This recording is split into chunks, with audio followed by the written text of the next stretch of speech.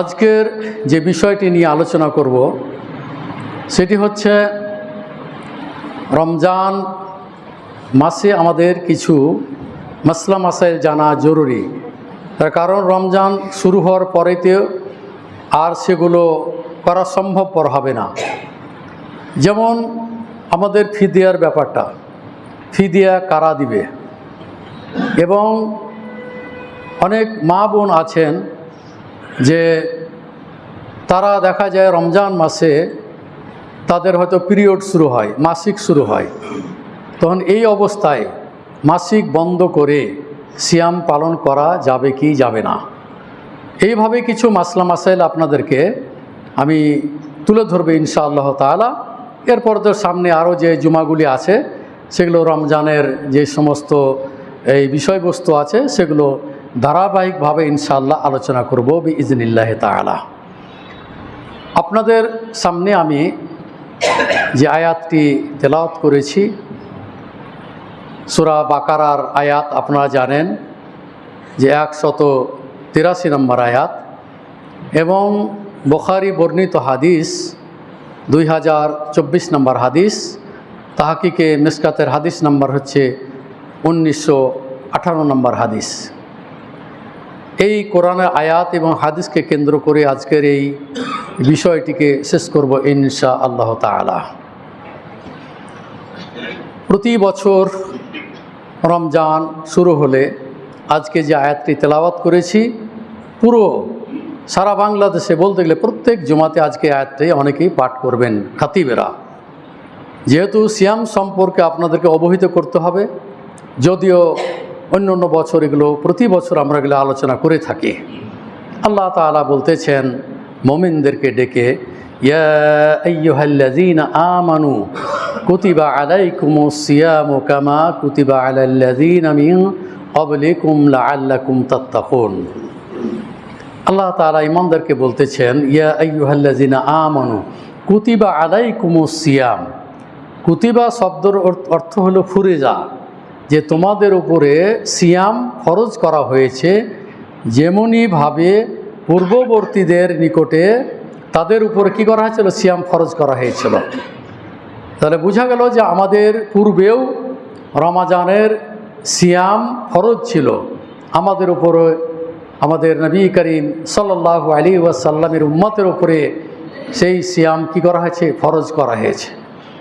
তো সিয়াম পালন করলে মানুষের ভিতরে তাকওয়া অর্জিত হয়, পরহেজগারি তৈরি হয়, আল্লাহ ভীতি তৈরি হয়, এবং সিয়াম পালন না করলে আল্লাহ ভীতি কোনোদিনই তৈরি হবে না।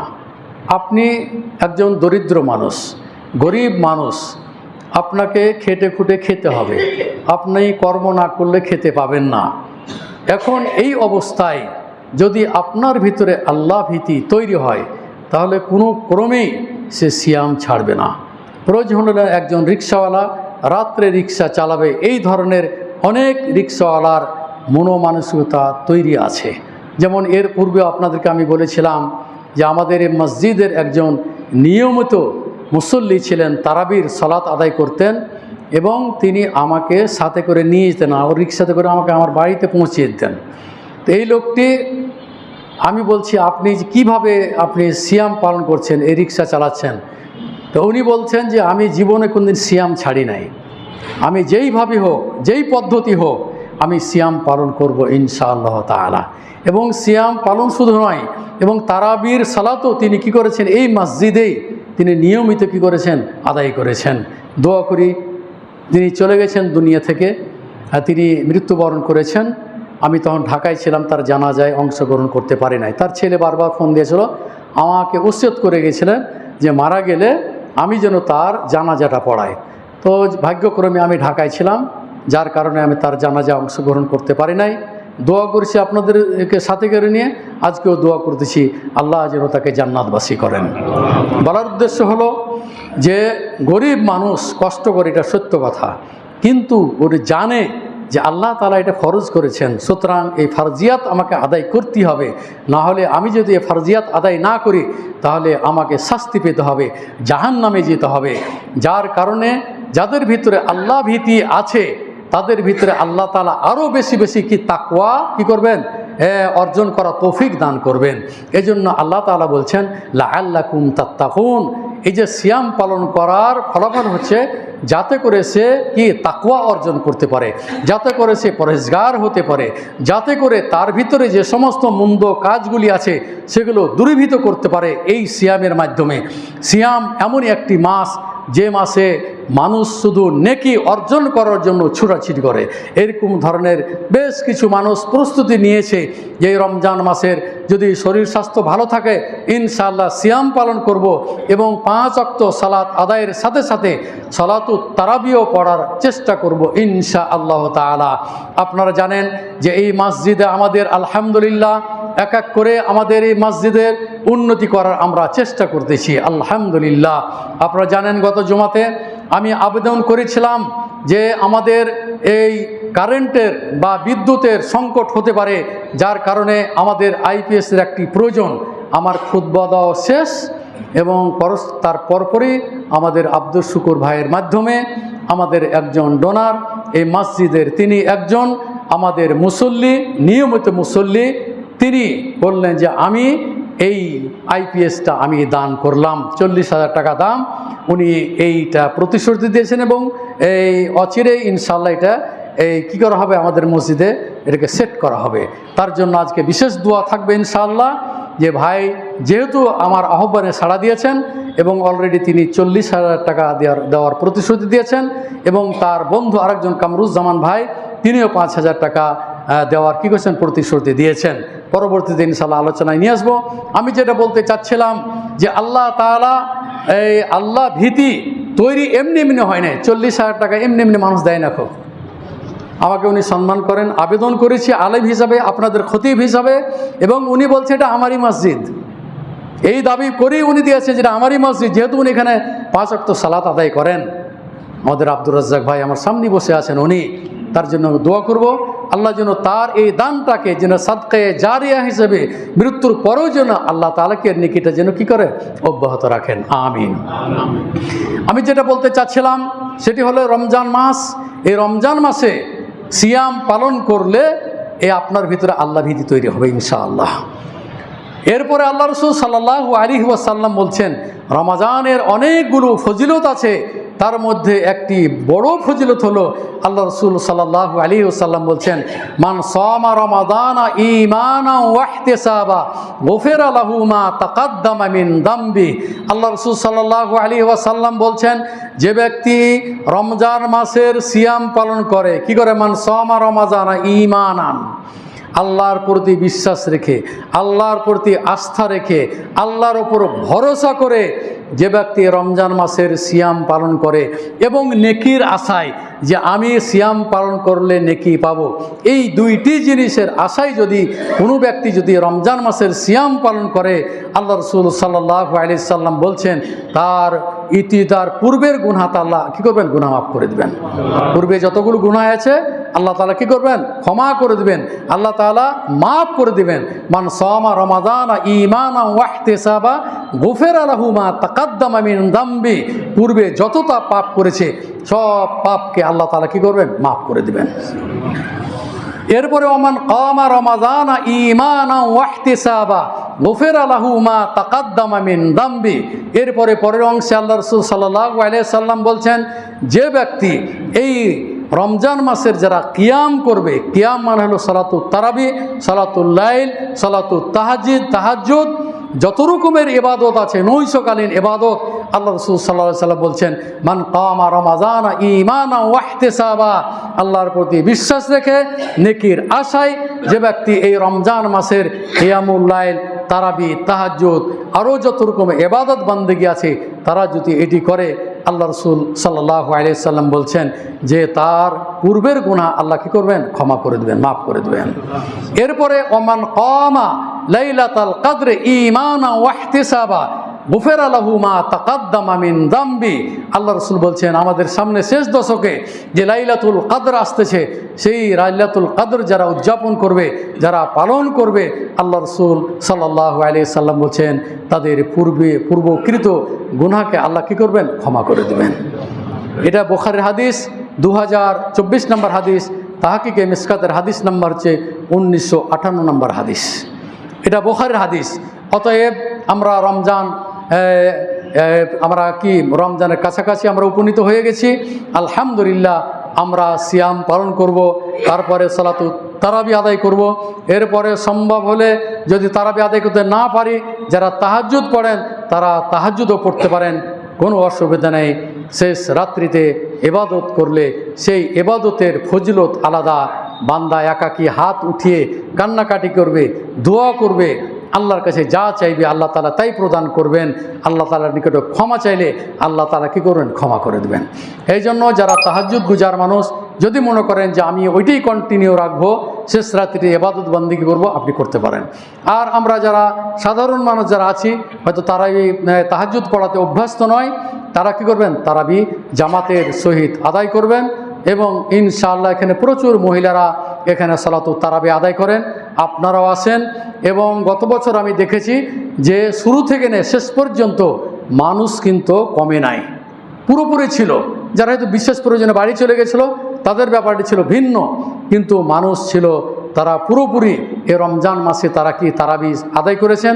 এবং যেটি হলো যে তারাবির শেষে একটি করে হাদিস আপনাদের সামনে আমি পড়ে থাকি, যার কারণে আপনাদের কিছু মাসলা মাসাইল নিয়ে আলোচনা করি, যার কারণে মা বোন যারা এসেছেন, আপনারাও যারা এসেছেন, তারাও উপকৃত হবেন ইনশাআল্লাহ তাআলা।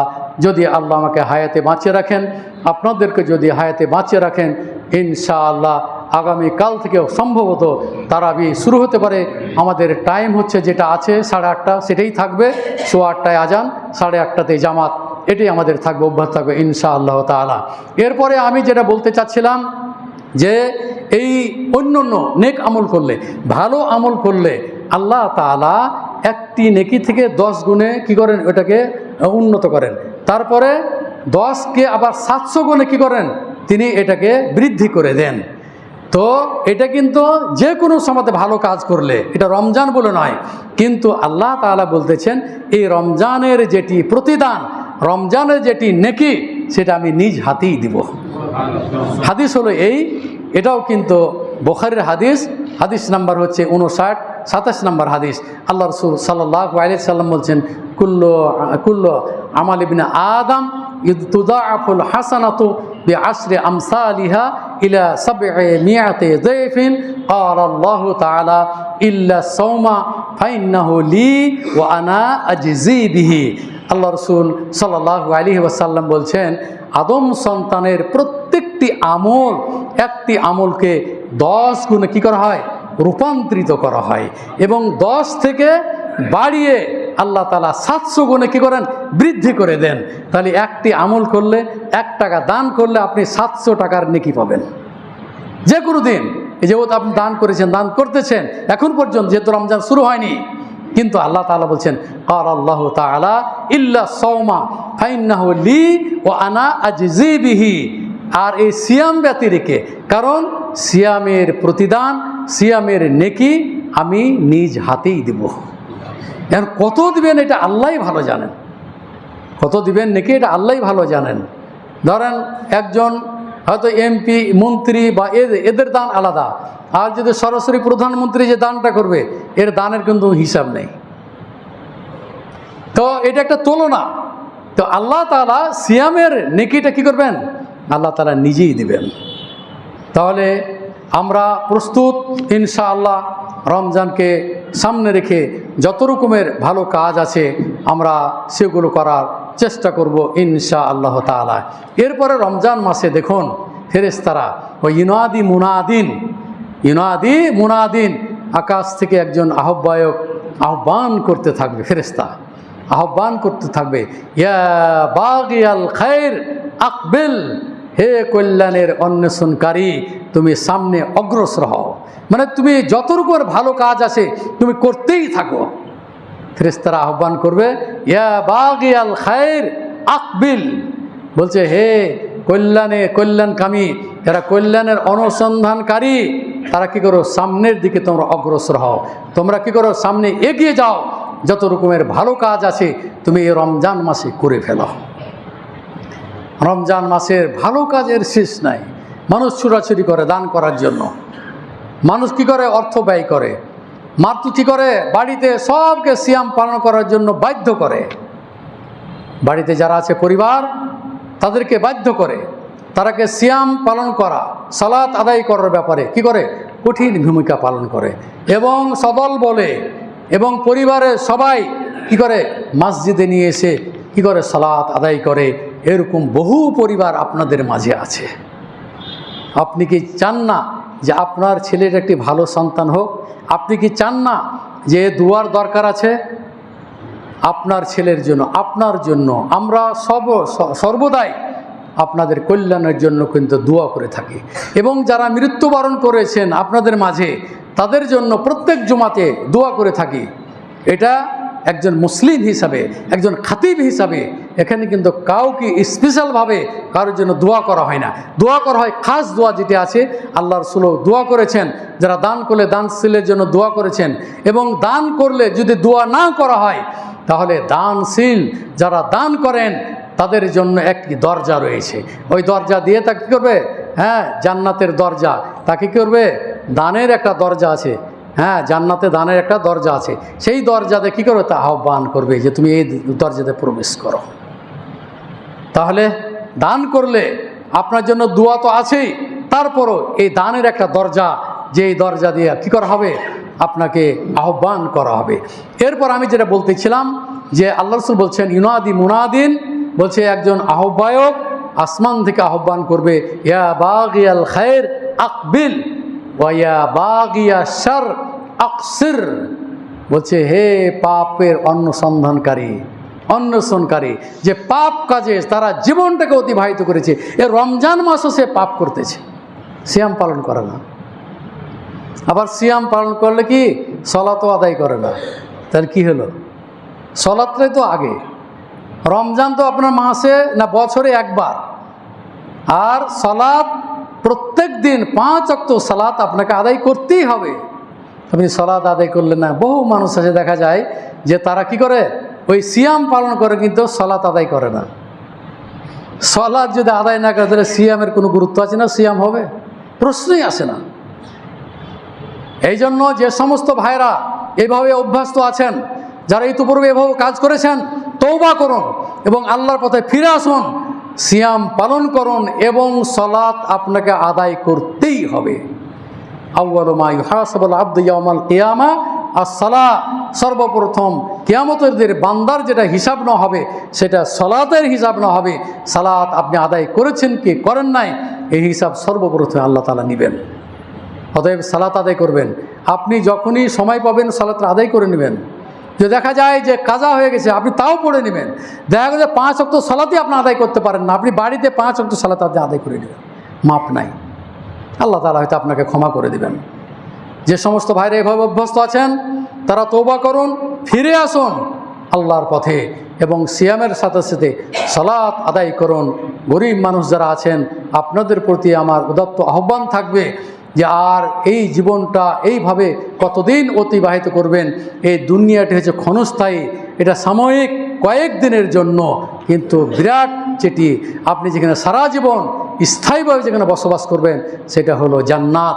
আমরা সবাই জান্নাত কামনা করি, ধনী গরিব সবাই আল্লাহর নিকটে দোয়া করি, হে মহান রব্বুল আলামিন, আমরা নেক আমলের মাধ্যমে তোমার নিকটে আমাদের দাবি দেওয়া যেটি সেটি হলো আল্লাহ তুমি আমাদেরকে জান্নাতুল ফেরদাউস নসিব করিও। আল্লাহ রাসূল সাল্লাল্লাহু আলাইহি ওয়াসাল্লাম বলছেন এই সাইমদের জন্য, যারা রোজা রাখে, যারা সিয়াম পালন করে, আল্লাহ রাসূল সাল্লাল্লাহু আলাইহি ওয়াসাল্লাম বলতেছেন এই যে জান্নাতে ফিল জান্নাতে সামানিয়াতু আবওয়াবিন মিনহা ফিল জান্নাতে সামানিয়াতু আবওয়াবিন মিনহা বাবুন ইউসাম্মা আর-রায়্যান লা ইয়াদখুলুহু ইল্লা সায়িমুন। আল্লাহ রাসূল সাল্লাল্লাহু আলাইহি ওয়াসাল্লাম, বুখারীর হাদিস, আল্লাহ রাসূল সাল্লাল্লাহু আলাইহি ওয়াসাল্লাম বলছেন যে জান্নাতে 8টি কি আছে দরজা রয়েছে, লিল জান্নাতে আবওয়া সামানিয়াতু আবওয়াবিন, 8টি কি আছে দরজা রয়েছে, 8টি গেট রয়েছে। মিনহা বাবুন ইউসাম্মা আর-রায়্যান, ওই 8টি দরজার মধ্যে একটি দরজার নাম হচ্ছে রায়্যান নামে একটি জান্নাতের একটি দরজা আছে। লা ইয়াদখুলুহু ইল্লা সাইমুন, শুধুমাত্র সেখান দিয়ে সায়েম যারা, রোজাদার যারা, তারাই প্রবেশ করতে পারবে, অন্যরা কেউ প্রবেশ করতে পারবে না। তাহলে সায়েমদের জন্য একটি স্পেশাল দরজা রয়েছে, এই দরজা দিয়ে এই কি করবে, এই যারা সিয়াম রাখবেন, যারা সিয়াম পালন করবেন, আল্লাহ তাআলা আপনাদেরকে ওই দরজা দিয়ে কী করবেন, প্রবেশ করাবেন। অন্য কেউ ওই দরজা থেকে প্রবেশ করতে পারবে না। এরপরে আসি যে আমাদের মাঝে দেখা যায় যে অনেক ভাই অসুস্থ আছে, এই অসুস্থতার কারণে সে সিয়াম পালন করতে পারছে না, অথবা দেখা যায় যে অনেক বয়স হয়ে গেছে, ধরেন 60-এর ঊর্ধ্বে বা 70 ঊর্ধ্বে বয়স হয়ে গেছে, সিয়াম পালন করা তার জন্য কষ্টসাধ্য হচ্ছে। এবং দেখা যায় একটি ভাই অপারেশন করেছে, তাকে হয়তো 2 মাস 3 মাস রেস্টে থাকবে। তো এর বিধিবিধান যেটি, হয়তো মা আছেন যারা দুগ্ধদানকারিণী মহিলা অথবা গর্ভবতী মহিলা, হ্যাঁ, এদের ব্যাপারে যে বিধানগুলি এসেছে সেগুলো একটি একটি করে আপনাদের সামনে তুলে ধরার আমি চেষ্টা করবো ইনশাআল্লাহ তাআলা। আপনারা জানেন যে মা বোন যারা এসেছেন, অনেক মা বাচ্চাদেরকে দুধ খাওয়াচ্ছেন, অনেক মা গর্ভবতী আছেন। যদি আপনাদের পেটের সন্তানের যদি আপনারা আশঙ্কা করেন অথবা বাচ্চা যদি দুধ না পায়, তাহলে ওই ক্ষেত্রে ওই মহিলা কি করবে, তিনি সিয়াম পরিত্যাগ করবেন এবং তার পরিবর্তে একজন করে মিসকিনকে খাইয়ে দিবেন। এরপরে ওলামায়ে আরব তারা ফতোয়া দিয়েছেন যে যখন ভালো হবে, যখন সুস্থ হয়ে যাবে, তখন সে কি সিয়াম পালন করবে। ফিদিয়াটা তো দিলেই, তারপরও সে সিয়াম পালন করবে। যদি তার পক্ষে সম্ভব না হয়, যদি নাই পারে, তাহলে ফিদিয়াতেই ইনশাআল্লাহ তার সিয়ামের হক কি মানে পালন হয়ে যাবে। এরপরে যারা হয়তো অপারেশন করেছেন, অসুস্থ, সাময়িকভাবে অসুস্থ, তারাও কি করবেন, ওই সিয়াম পরিত্যাগ করে একজন করে মিসকিন আপনারা ফিদিয়া দিয়ে খাওয়াবেন।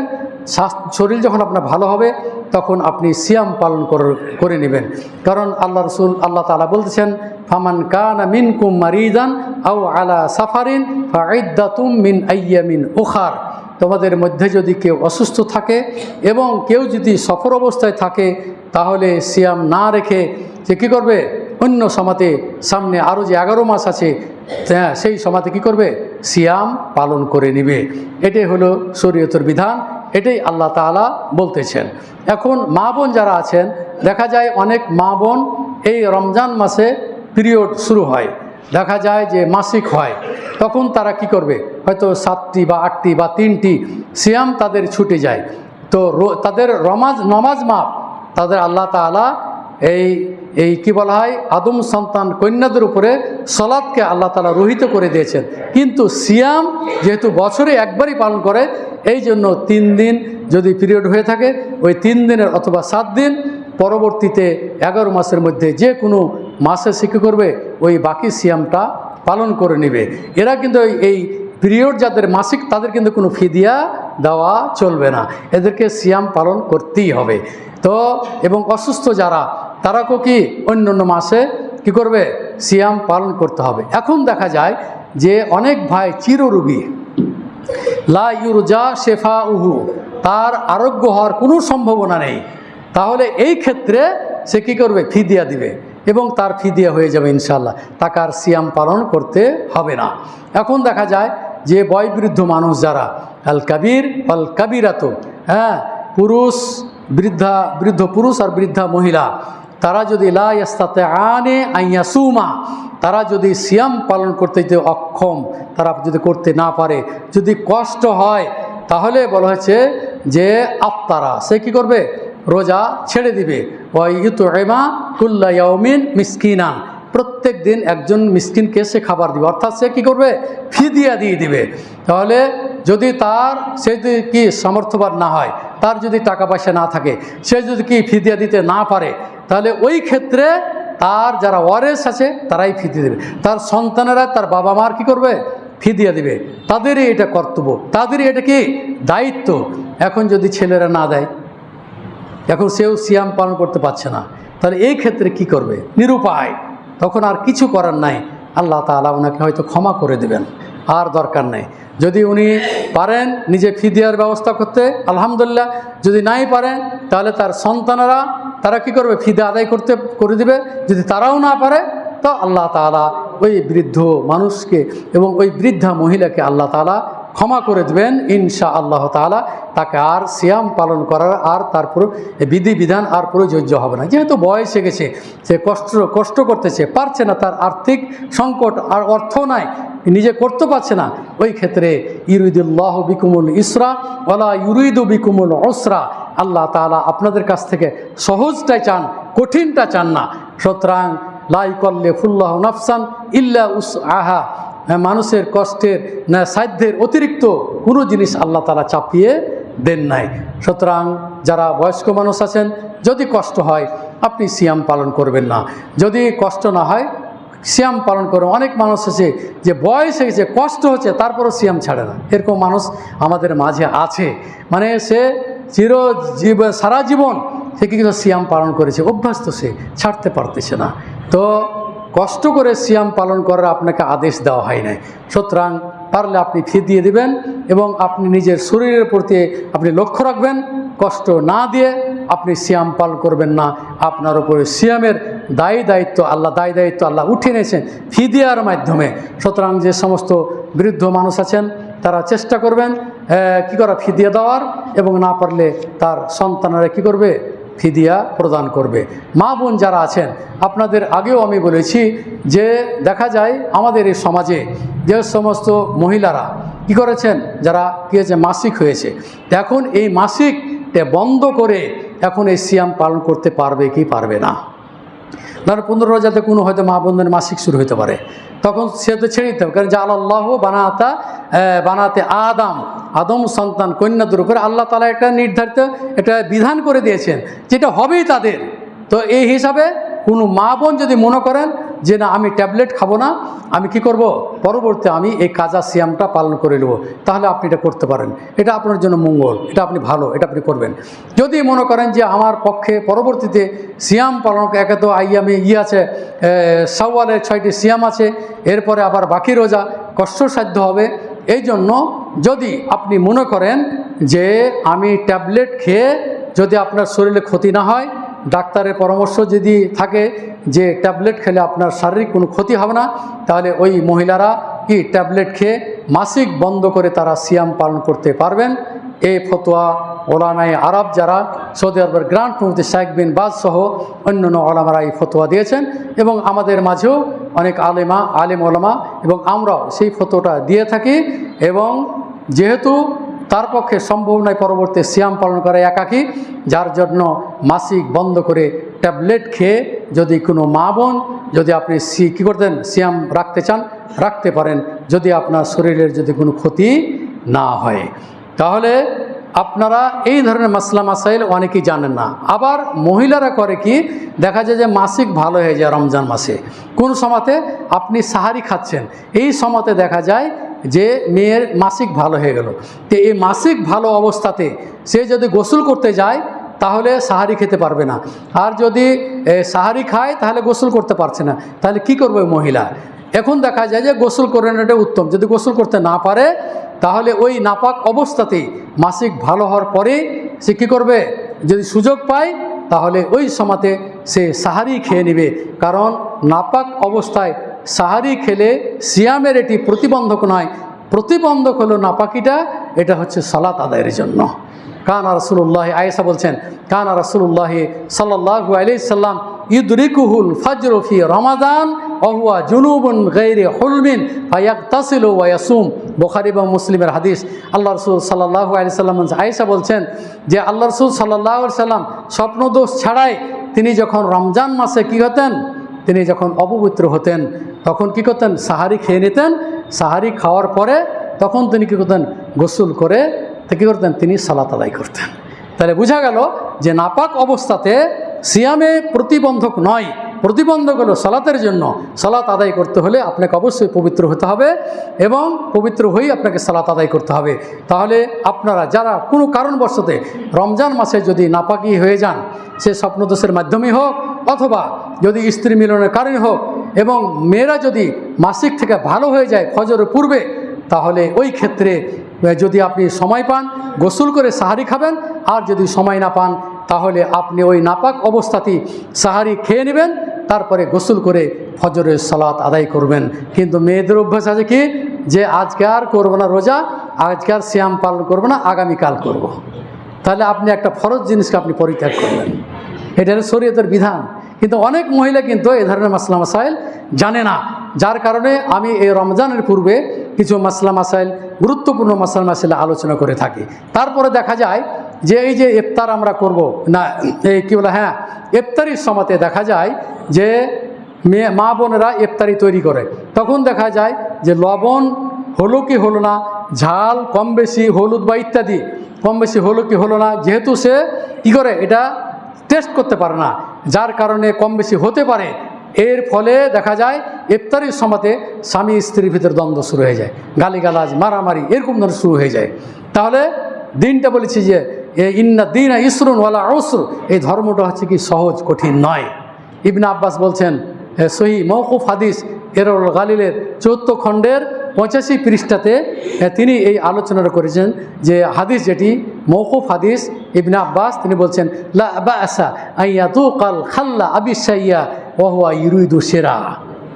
তিনি বলতেছেন যে কোনো অসুবিধা নাই যদি সায়েম যদি কি করে, ওই যদি কি টেস্ট করে দেখে, সায়েম যদি কি ইফতারি বা কোনো খাবার তো টেস্ট করে দেখে, তাহলে যতক্ষণ পর্যন্ত তার কণ্ঠনালীর ভিতরে না যাবে ততক্ষণ পর্যন্ত সিয়ামের কোনো ক্ষতি হবে না। সুতরাং মা বোন যারা আছেন, আপনারা ইফতারির সময়তে হোক বা অন্য সময়তে হোক, সিয়াম অবস্থাতে আপনারা তরি তরকারির আপনারা স্বাদ জিহ্বাতে আপনারা কী করতে পারেন, নিতে পারেন, এবং সেটাকে থুথু দিয়ে ফেলে দিতে হবে যাতে করে আপনার ভিতরে চলে না যায়। এর মানে এই নয় যে আপনার রোজা কি ঢিলা হয়ে যায়, এটা আছে না আমাদের দেশে, আজকে রোজাটা ঢিলা হয়ে গেল। রোজার কিন্তু ঢিলে ঢালা নাই, সিয়াম সিয়ামই, হয় হবে না হয় বাদ হয়ে যাবে। যদি কণ্ঠনালীর ভিতরে চলে যায় বাতিল, কণ্ঠনালীর ভিতরে যদি না যায় তাহলে আপনার সিয়াম যেভাবে আপনি পালন করছেন সেইভাবে আপনি কী করবেন, ওইভাবেই সিয়াম পালন করেন, কোনো অসুবিধা নেই। তাহলে মা বোন যারা আছেন যদি ইচ্ছা করেন যে আমরা তরি তরকারি জিহ্বাতে দেখে আমরা টেস্ট করে দেখব, করতে পারেন। লক্ষ্য রাখতে হবে যেন আপনার কণ্ঠনালীর ভিতরে চলে না যায়।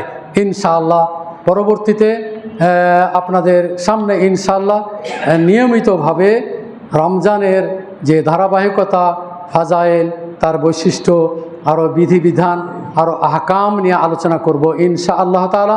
যেহেতু সময় শেষ, আজকে আর নয়, আগামী জুমাতে ইনশাআল্লাহ আবারও আপনাদের সামনে হাজির হব ইনশাআল্লাহ তাআলা।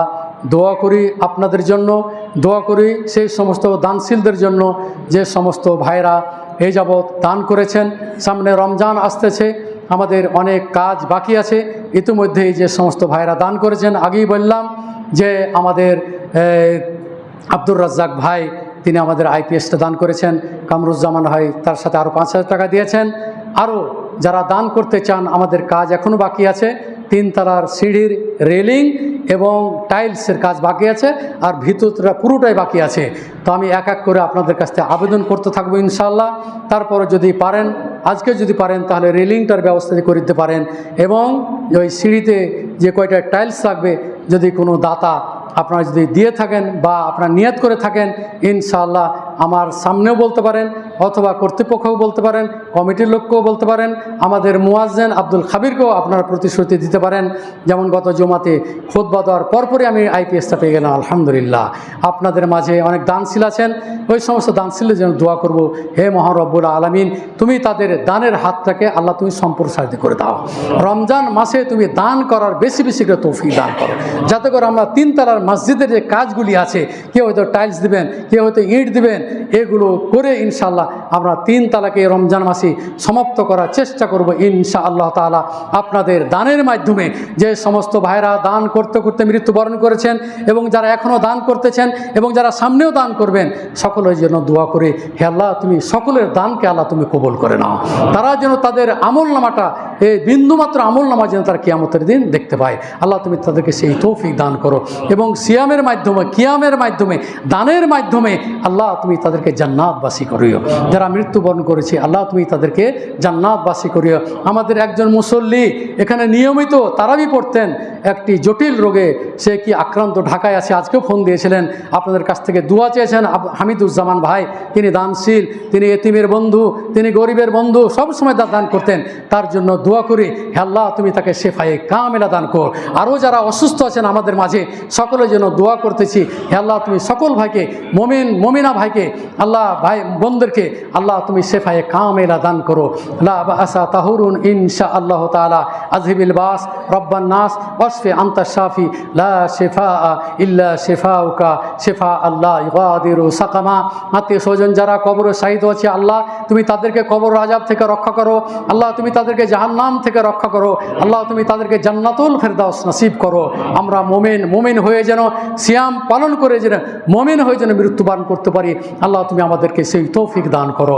রব্বানা আতিনা ফিদ দুনিয়া হাসানা ওয়া ফিল আখিরাতি হাসানা ওয়া কিনা আযাবান নার। রব্বানা তাকাব্বাল মিন্না ইন্নাকা আনতাস সামিউল আলিম ওয়া তুব আলাইনা ইন্নাকা আনতাত তাওয়াবুর রহিম। আবারও আপনাদেরকে স্মরণ করে দিচ্ছি আমাদের এখানে সালাতুত তারাবি 8:30টায়, 8:15টায় আজান, 8:30টায় জামাত হবে ইনশা আল্লাহ তাআলা।